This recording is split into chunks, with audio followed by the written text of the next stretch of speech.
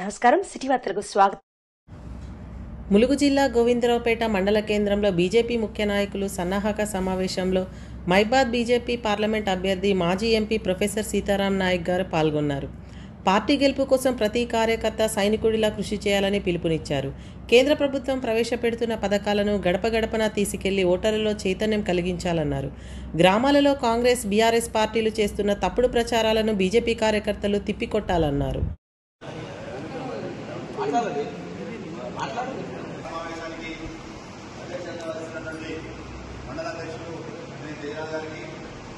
పోటీలో ఉన్నటువంటి ప్రొఫెసర్ సీతారాం నాయక్ గారికి,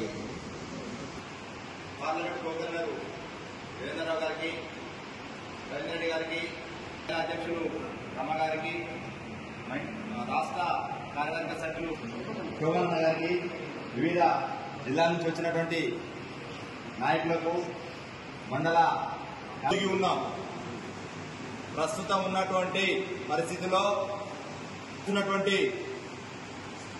భారతదేశంలో మరి నాయకుడు, లీడరు, దైవము అన్ని ఏ రకంగా సిటీ వార్తలు సమాప్తం. నమస్కారం.